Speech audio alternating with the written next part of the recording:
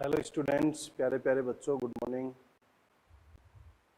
CLC के इस digital platform पर और ऑनलाइन प्लेटफॉर्म पर मैं ऋषिराज यादव आपका फिर से स्वागत करता हूं।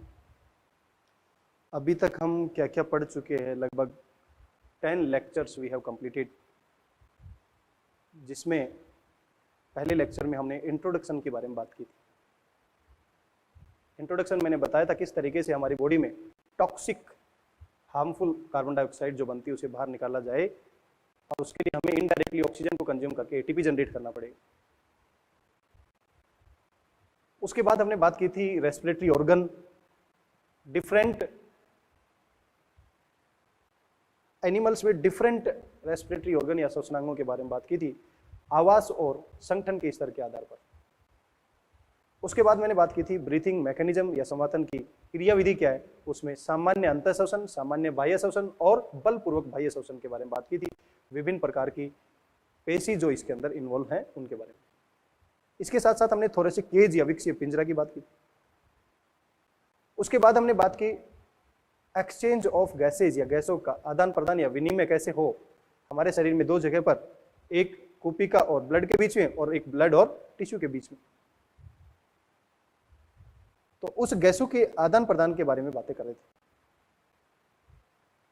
गैसों के आदान प्रदान में मैंने एक टेबल भी बताई थी कि गैसों का आदान प्रदान के लिए या डिफ्यूजन रेट जरूरी है। डिफ्यूजन रेट किन किन बातों पर निर्भर करती है वो मैंने बताया था आपको, कि थिकनेस ऑफ मेम्ब्रेन, किसी भी झिल्ली की मोटाई, या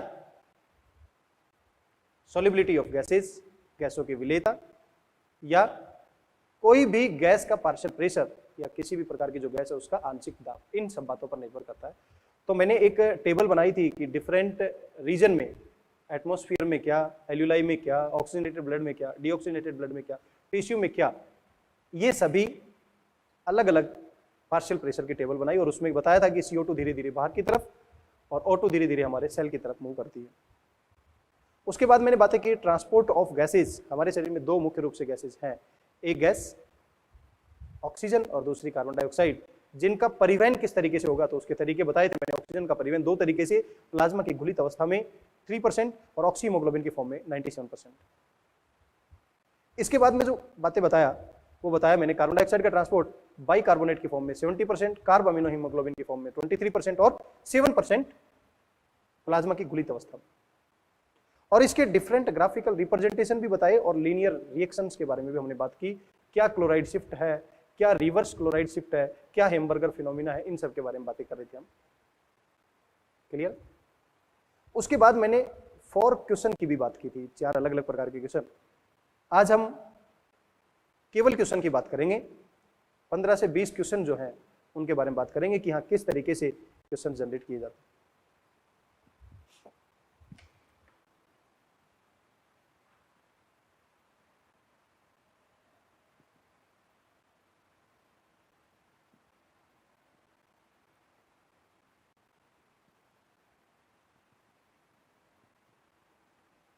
याद रहे आपको क्या पढ़ रहे हैं, breathe in and exchange of gases. पहला क्वेश्चन है what is oxygen dissociation curve.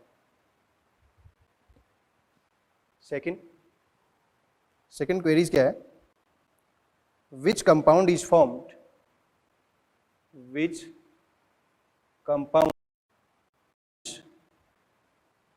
With. Third question है what are the conditions more binding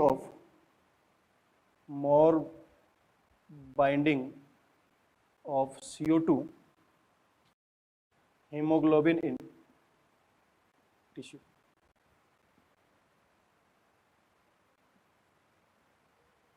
Fourth,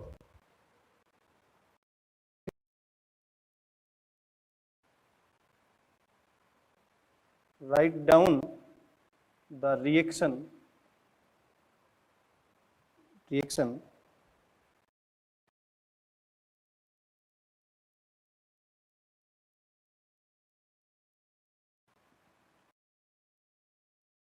alveoli by every 100 ml ये ब्लड कैसा है और ये ब्लड कैसा है? नेक्स्ट,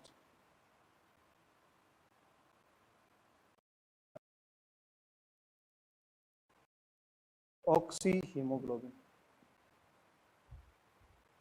देखो सबसे पहले इस तरीके के क्वेश्चन जो मैंने दिए हैं इनका आंसर सभी को आपको नोट करना है। I repeat all the questions Hindi language also. What is oxygen dissociation curve? Oxygen वियोजन वक्र क्या है? Which compound is formed when O2 binds with haemoglobin? कौन सा कंपाउंड का निर्माण होगा जब ऑक्सीजन हीमोग्लोबिन से जुड़ती है? What conditions the responsible for more binding of CO2 with hemoglobin in tissue? वो कौन कौन सी परिस्थितियां हैं जब CO2 की हीमोग्लोबिन से ज्यादा बंधुता होती है? What is the percentage of CO2 transported as bicarbonate ion? Bicarbonate ion के रूप में CO2 का कितना प्रतिशत भाग परिवहन होगा? Write down the reaction facilitated by an enzyme carbonic anhydrase. Carbonic anhydrase के द्वारा कौन सी रिएक्शन संभव हो पाती है, वो रिएक्शन लिखनी है। In which form CO2 is trapped at the tissue level? कौन से रूप में CO2 उत्तकों पर इकट्ठी की जाती है? In which form O2 is trapped at the alveoli level? कूपिका स्तर पर O2 किस रूप में ट्रैप की जाती है? How much CO2 is delivered to alveoli by every 100 ml deoxygenated blood? वी ऑक्सीजनित रक्त 100 ml कितने कार्बन डाइऑक्साइड को एल्यूलाई पर वितरित करेगा? How much oxygen is delivered to the tissue by every 100 ml of blood oxygenated? 100 ml oxygenated blood कितने oxygen को टिश्यू लेवल पर डिलीवर करेगा? Right any two factors that are favourable for dissociation of.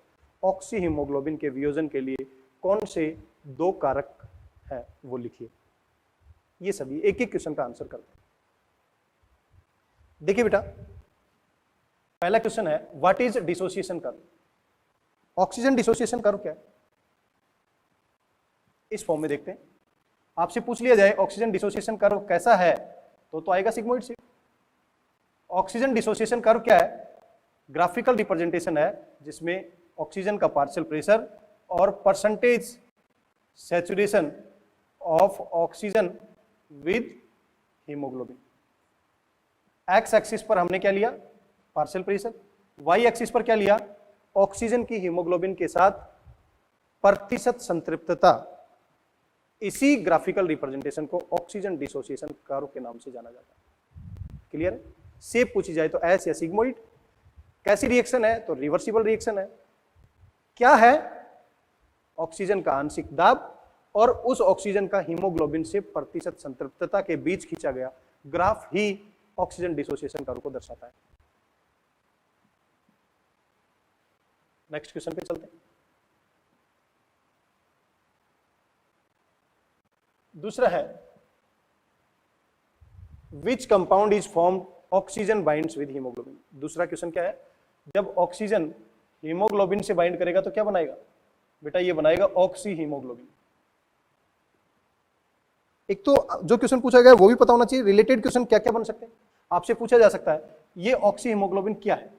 ये एक strong acid की तरह behave करेगी। इस हीमोग्लोबिन को बायोमोलिक्यूल पे बेसिस पूछा जाए तो ये कैसी स्ट्रक्चर है? क्वाटनरी स्ट्रक्चर है। इसके अंदर कौन कौन सी चेन होंगी? 2 अल्फा और 2 बीटा। ऑक्सीजन के कितने मॉलिक्यूल? 4 मॉलिक्यूल यहां पर बाइंड होंगे एक हीमोग्लोबिन से। और ये रिएक्शन कैसी है? ये एक ऑक्सीजनेशन रिएक्शन है, ऑक्सीडेशन नहीं है। तो रिलेटेड जो भी क्वेश्चन पूछे जाए तो हम कर सकते हैं। क्वेश्चन पूछा गया है कौन सा कंपाउंड बनेगा तो हमने बता दिया ऑक्सी हीमोग्लोबिन बनेगा। क्लियर है यहां तक? तीसरे क्वेश्चन पे चल रहे हैं। तीसरा क्वेश्चन क्या रिप्रेजेंट कर रहा है? What are the condition responsible more binding of CO2 with haemoglobin tissue? उत्तकों के स्तर पर CO2 कैसे बाइंड करते? तो टिश्यू लेवल पर कौन कौन सी कंडीशन है? पहली कंडीशन पार्शियल प्रेशर CO2 क्या है? ज्यादा। पार्शियल प्रेशर O2 क्या है? कम। टेम्परेचर क्या है? ज्यादा। एसिडिक स्ट्रेंथ क्या है? ज्यादा। पीएच लेवल क्या है, कम, हाइड्रोजन आयन क्या है, मोर। ये कोई भी आप फैक्टर देख सकते हो। PO2 लेवल कम है, CO2 लेवल ज्यादा है, तो CO2 ज्यादा बाइंड कर जाएगी। क्वेश्चन नंबर 4,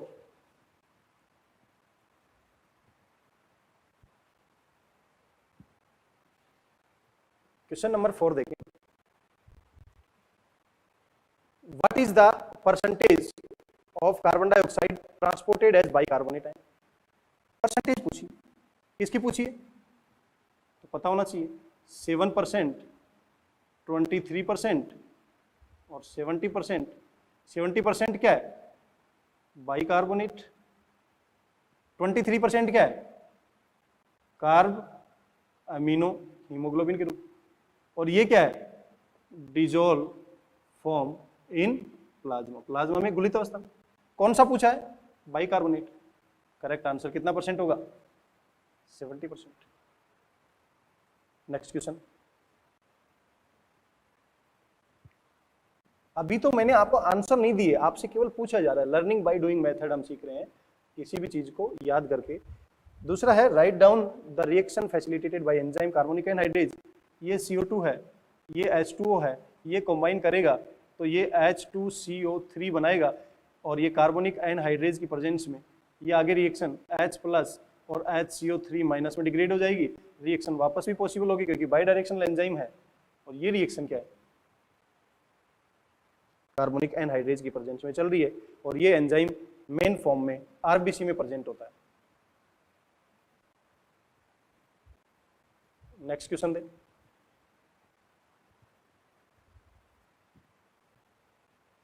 नेक्स्ट क्वेश्चन क्या है, in which form CO2 trapped at tissue level. Tissue level में कैसे कैसे ट्रैप होती है, CO2 की बात कर रहा है। CO2 की बात कर रहा है तो प्लाज्मा की फॉर्म में, कैसी फॉर्म में, डिजोल्व गुलित अवस्था में। कार्ब अमीनो हीमोग्लोबिन की फॉर्म में, या फिर बाइकार्बोनेट की फॉर्म में। इन फॉर्म में ट्रैप होती है। 7% इससे, 23% इससे और 70%। क्लियर। क्वेश्चन नंबर 7 की तरफ बढ़ते। क्वेश्चन नंबर 7 पूछा है, 6 क्वेश्चन में आपने CO2 पूछा था, 7 में क्या पूछ लिया उसने, O2 पूछ लिया। तो O2 को ट्रैप होने के एल्यूलाई रीजन पर दो ही तरीके हैं। एक तरीका 97% ऑक्सी हीमोग्लोबिन की फॉर्म में, दूसरा 3% डिजोल्व फॉर्म इन प्लाज्मा की फॉर्म, प्लाज्मा की गुलित अवस्था के रूप में। नेक्स्ट क्वेश्चन क्या है, how much CO2 is delivered.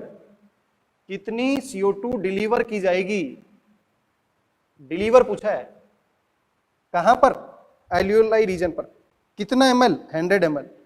तो मैंने बताया था 100 ml जो ब्लड है वो डिलीवर कितनी करके आएगा, 4 ml ऑफ कार्बन डाइऑक्साइड। इसी से अगला क्वेश्चन है, ये तो क्वेश्चन नंबर क्या है, 8। Question number 9, how much delivered eight the tissue level by every 100 ml। तो 100 ml ब्लड जो है ऑक्सीजनेटेड है, तो ये कितना देके आएगा, 5 ml ऑफ ऑक्सीजन। ऑक्सीजन कितना डिलीवर करके आया, 5, बदले में कितना लेके आया, 4 ml डिलीवर कर रहा है।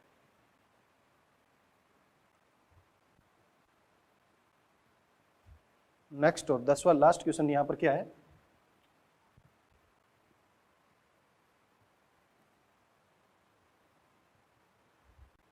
any two factor which is responsible for dissociation of oxyhemoglobin।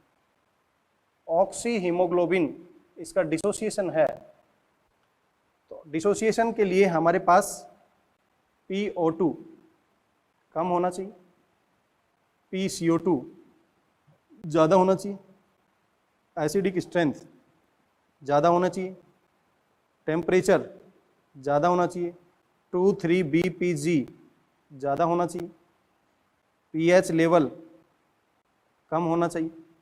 ये जितने भी फैक्टर हैं, these all are responsible for dissociation of oxygen. Clear. Last class में बेटा 4 क्वेश्चन की बात की थी, आज मैंने 10 क्वेश्चन की और बात की है। अब हम दूसरी क्वेरीज की तरफ बढ़ रहे हैं जहां पर आपको क्वेश्चन दिए गए हैं और आंसर भी दिए गए हैं, लेकिन 4 ऑप्शन दिए गए हैं, उसमें आपको करेक्ट आंसर को टिक करना है। एक एक करके उनको भी देखते हैं कैसे कैसे क्वेश्चन दिए।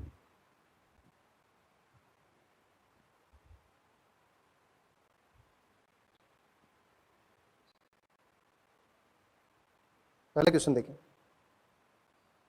What will B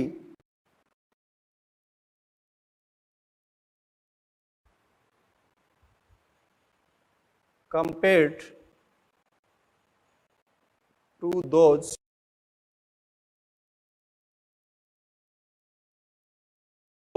PO2 and PCO2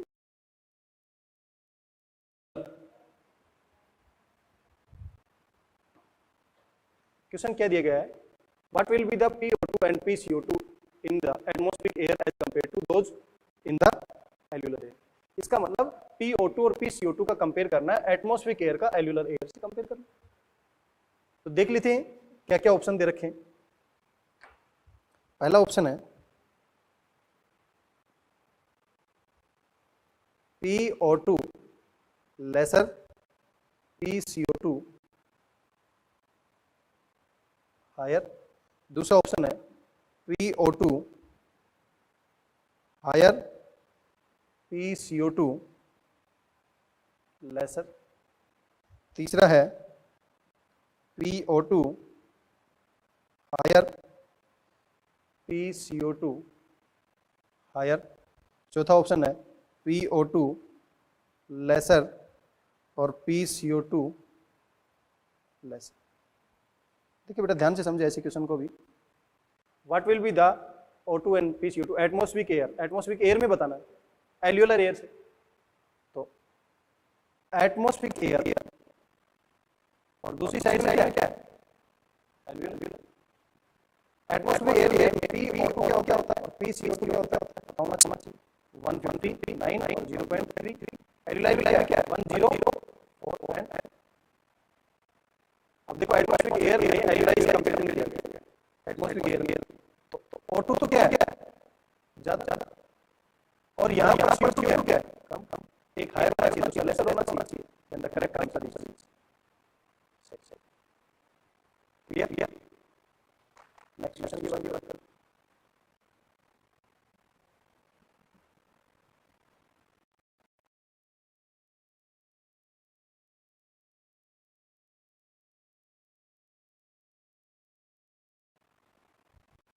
यहाँ पर PO2 दे रखा है या PCO2 दे रखा है 159 0.3 104 40 40 45 95। किसने पूछा एटमॉस्फेरिक एयर में कंपैरिजन किया जाए तो PO2 PCO2 एटमॉस्फेरिक एयर में मैंने बताया, एल्यूलाई मैंने बताया, एल्यूलाई में क्या 0.04 ये कितना 159 और 0.3। एटमॉस्फेयर में करेक्ट आंसर क्या होगा फर्स्ट। ऐसे भी पूछे जा सकते हैं।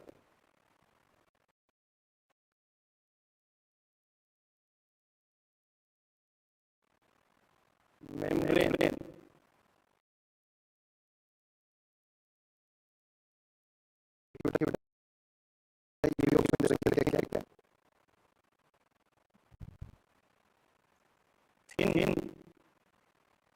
Squamous epithelium of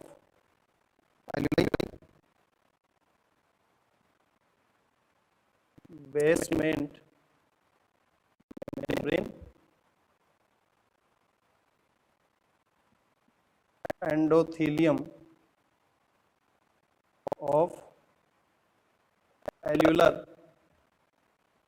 capillaries. चौथा दे रखा है ऑल ऑफ। देखो जैसे कि ऑल ऑफ दिस टाइप के क्वेश्चन जो है वो बहुत रेयर केस में पूछता है, लेकिन ये हमारे नॉलेज को इंप्रूव करने के लिए है कि डिफ्यूजन मेम्ब्रेन जो विषण की झिल्ली है वो कौन कौन सी परतों से मिलकर बनी हुई है।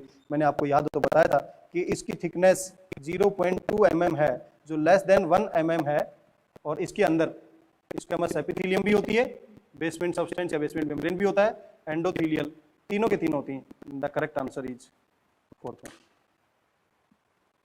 क्लियर?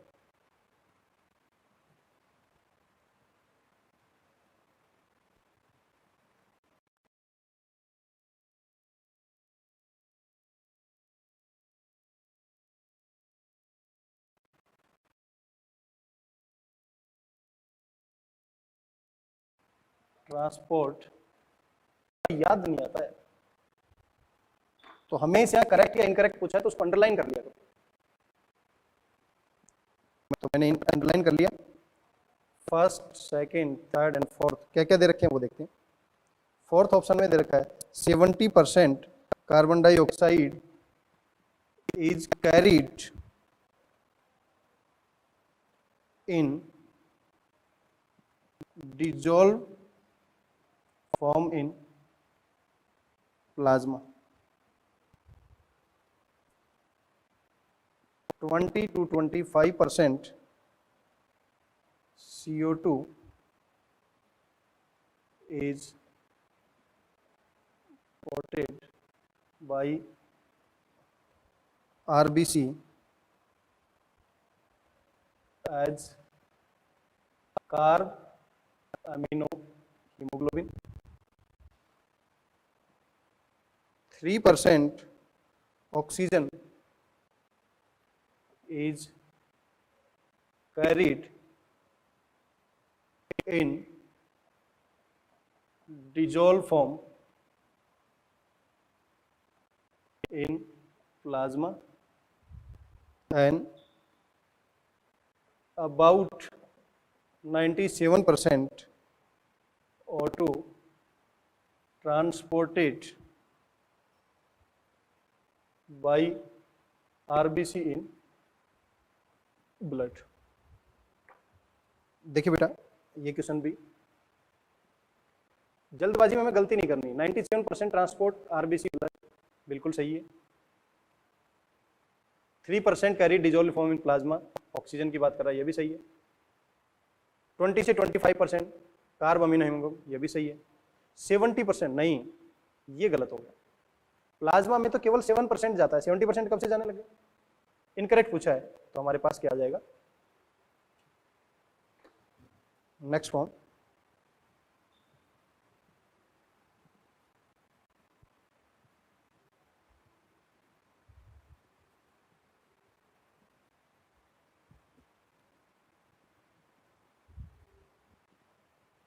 Question number 5।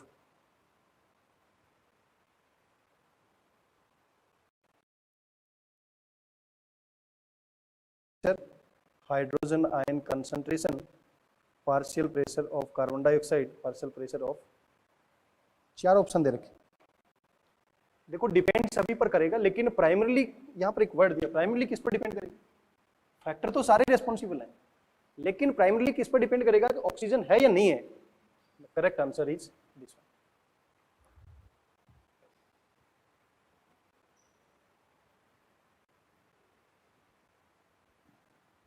अभी तक हम 15 क्वेश्चन डिस्कस कर चुके हैं और 6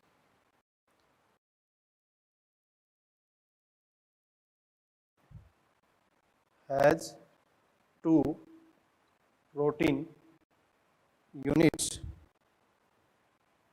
इंस्टीड ऑफ 4। ये ऑप्शन कह रहा है कि हीमोग्लोबिन की, ह्यूमन फीटस का जो हीमोग्लोबिन है उसमें 2 प्रोटीन यूनिट्स है, 4 की जगह पर नहीं। ह्यूमन बीइंग का यदि फीटस का हीमोग्लोबिन देखा जाए तो उसमें 2 अल्फा और 2 गामा, इसका मतलब 4 ही प्रेजेंट है, ये तो गलत हो गया। नेक्स्ट है affinity for oxygen is same as adult। ये कह रहा है हीमोग्लोबिन फीटस और हीमोग्लोबिन एडल्ट, इन दोनों की एफिनिटी जो है वो बराबर होगी? नहीं, मैंने आपको बताया था इसकी ज्यादा होती, ये भी गलत हो गया। Has lower affinity for oxygen than adult, adult से कम होगी, ये कह रहा है इसकी कम, नहीं, ये भी गलत हो गया। फर्स्ट ऑप्शन है has higher affinity for oxygen than adult, हाँ बिल्कुल सही, ये ऑप्शन सही है। याद हो तो मैंने आपको बताया था सिग्मोइड नेचर में इस तरीके से सिग्मोइड कर्व बताया था और दो बताए थे, तो ये वाला क्या था, एडल्ट हीमोग्लोबिन के कंपैरिजन में, क्या ये वाला था क्या एडल्ट? नहीं, ये वाला किसको रिप्रेजेंट कर रहा था? फीटस को। और ये वाला किसको रिप्रेजेंट कर रहा था? एडल्ट। फीटस का कौन सा होगा? ये वन, और एडल्ट का? Correct answer is first.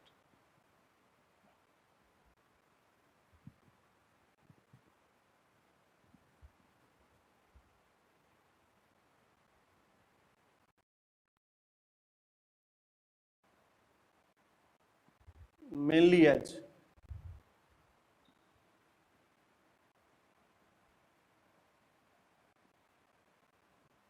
कैसे कैसे? पहला दिया है NaHCO3 sodium bicarbonate, KHCO3 potassium bicarbonate, carbaminohaemoglobin, dissolve gas in plasma. Mainly पूछा है, मेनली किस फॉर्म में जाता है? बाइकार्बोनेट की फॉर्म में, बता चुका हूं मैं। ये भी गलत है, ये भी गलत है, ये भी। Correct answer is first.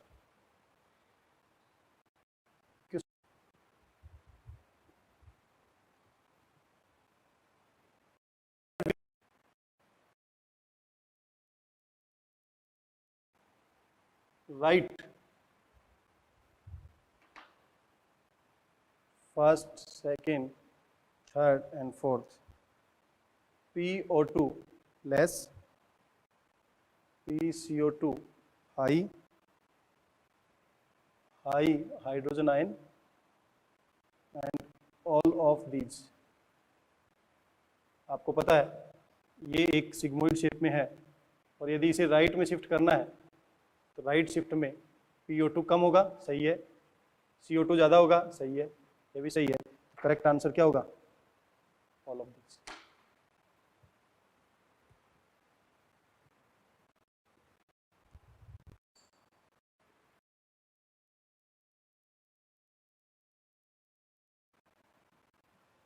Second, carbonic anhydrase concentration RBC में ज़्यादा है,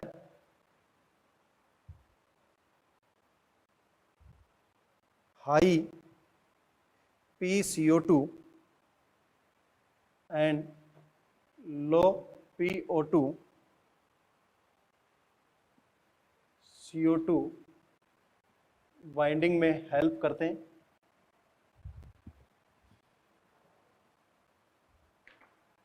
and CO2 is carried in hemoglobin as carboxy haemoglobin. देखिए बेटा, इनकरेक्ट स्टेटमेंट बताना है। 100 ml deoxygenated blood 4 ml carbon dioxide deliver करता है, सही है। कार्बोनिक एनहाइड्रेज की कंसंट्रेशन RBC में ज़्यादा होती है, सही है।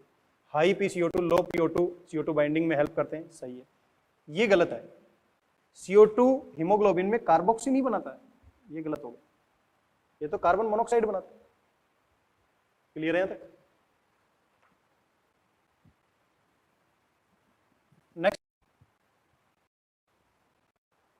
Next of haemoglobin favourable C, D option में यहां पर है high hydrogen ion concentration and low temperature, high PO2 low PCO2। आपसे ये पूछा गया है, ध्यान से समझे बेटा ये question, favourable factor for formation of oxy haemoglobin. आप जरा ये देखें, क्या हाई PO2 फेवरेबल है? तो हम कह सकते हैं फेवरेबल है। लो PCO2 ये भी फेवरेबल है, हाँ, फॉर्मेशन के लिए ये कंसंट्रेशन ज्यादा होनी चाहिए, कम होनी चाहिए। दूसरा है लेसर हाइड्रोजन आयन कंसंट्रेशन और लो टेम्परेचर, ये भी सही है, ये भी सही। ऑक्सी हीमोग्लोबिन फॉर्मेशन के लिए PO2 ये गलत हो गया। हायर टेम्परेचर नहीं, ये डिसोसिएशन के लिए, ये भी गलत हो गया, ये भी गलत हो गया। करेक्ट कौन कौन से हैं? A and B. A only, ये भी सही। ए एंड बी ये मोर करेक्ट है, and the correct answer is. तो आज जो मैंने आपसे सभी से जो डिस्कस किए हैं, लास्ट क्लास में भी हमने 4 क्वेश्चन डिस्कस किए थे, आज उनसे रिलेटेड मल्टीपल चॉइस क्वेश्चन भी डिस्कस किए और 1 वर्ड टाइप के आंसर भी मैंने आपसे डिस्कस किए।